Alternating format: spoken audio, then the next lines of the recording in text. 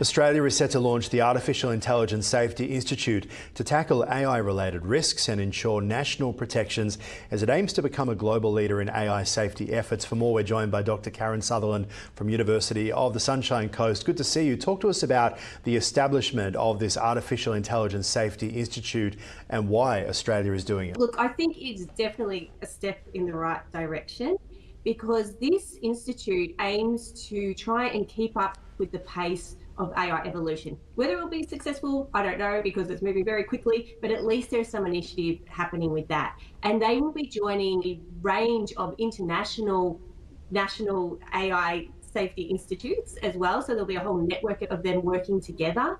And it's interesting because it's not just filled with, say, scientists or government officials. It's actually going to be really collaborating with business leaders and big business regulators and the public to make sure that what they're doing is relevant and useful. What key functions will the AISI perform in relation to AI technologies? Do we know?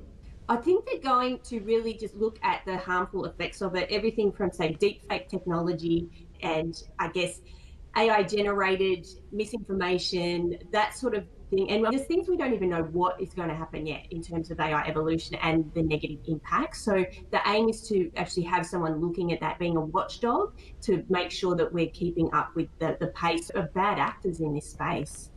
Yeah, and what about helping the Australian government to manage AI-related risks? Because there are obviously the consumer risks, protecting children, protecting us from defamation, all the sorts of things that there are already laws for that cover media, that cover IT and technology. We're seeing the protection of under 16s from social media at the moment. But does this sort of agency look at the big picture threats that AI could pose, where my YouTube is currently filled with, by 2027, AI is going to escape the lab and we're all going to be dead? Is this the sort of thing that it's going to be looking at, or is it small target? It's really hard to say at this stage because it's only just been announced, but I would hope so. I would hope that not only are they looking at the immediate threats of AI, but they're also looking into the future to forecast what may happen and what may pose the greatest risks, and then be there working to develop ways to mitigate that risk, or if not eradicate it. Yeah, it's interesting because we've seen the unions actually support the federal government in essentially a very light touch, soft approach when it comes to AI regulation.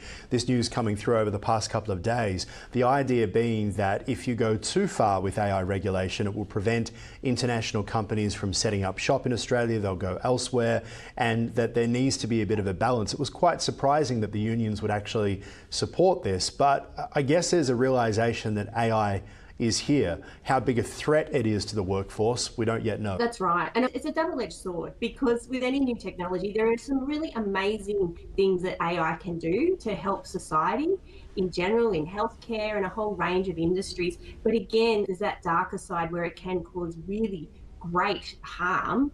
And we need to make sure that there is that balance, because you're right, you don't want so much regulation that the positive outcomes are being suppressed, but then you don't want it to be a completely open playing field where the negative impacts can flourish.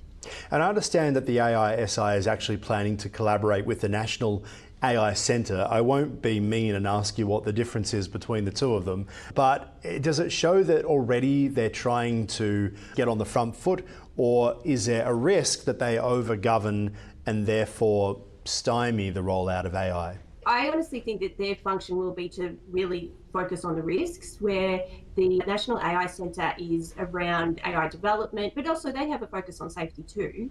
But I think they can't only focus on safety. So I think this new government body will be there just to focus on that and to take a bit of the extra work involved in that off the National AI Centre, so then that they can help to ease it and make sure that AI evolution is happening safely, but that's not all the National AI Centre is focused on. Yeah, I'm really interested when we talk about the protection of Australians' rights and safety when it comes to AI. What are the sorts of things that have come up? I know we say that in the future we're not sure what will happen, but at the moment, what are the sorts of things that have come up from AI when it comes to safety and Australians' rights? I think this stage, I mean, there's things like, in terms of things like copyright, that's come up a lot. Maybe not safety issue, but people having their work stolen by AI tools to train their models on. But things on a level, it's things around deepfakes and people being scammed out of money. One of the biggest things that is happening at the moment are deepfakes of celebrities on social media endorsing scams that they're not even a part of. And so people get lulled into thinking that is actually the legitimate. And so they're losing money that way. So it's around that. It's around your identity online.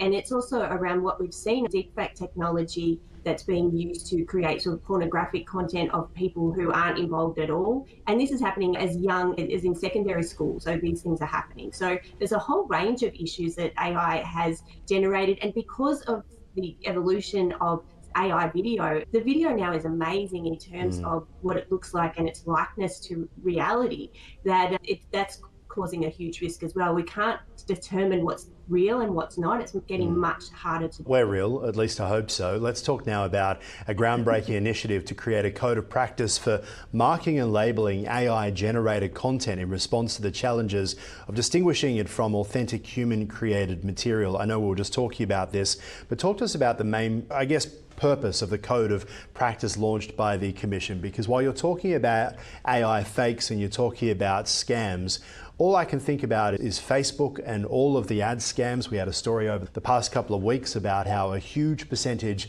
of their earnings, revenue generated by ads for Meta, actually comes from these fake ads. We think about the Australian TV presenter David Koch, who has been associated with all of these scams. He's come out lashing out at them, wanting to take the fight on to these big platforms, but they're overseas. Will the Commission be able to assist? Oh, we would hope so. That at the moment, though, the regulations, it's an opt-in sort of thing at the moment. So it's not legally binding, but they're hoping that next year it will become legally binding, so that people who are forced, who are generating and using AI-generated content, they're forced to actually disclose that. So there's that transparency there. Now, many of the platforms, if you're using Sora or if you're using Google's VO3, when you're generating video and things like that, it has that watermark on there to show that it is AI generated, but it's so easy just to cut that out. Like you could go into, I'm not going to say, but you could go into another tool and edit that out. If you really want of course. Get rid of it straight away. So, however, what they're trying to do, the EU is trying to make sure that the social media platforms and whatever is hosting this material disclose it. So even if the creator's not doing it, that the platforms do it. And this is actually law in China now. They did that a few months ago, and there's really huge penalties for platforms that don't disclose AI-generated content on their feeds. So I think this is only another area of the world that's doing that. And so hopefully this will roll out further. But again, as the technology evolves, so too do bad actors. So while the law is playing catch up, they'll find a new way, I'm sure, to get around it.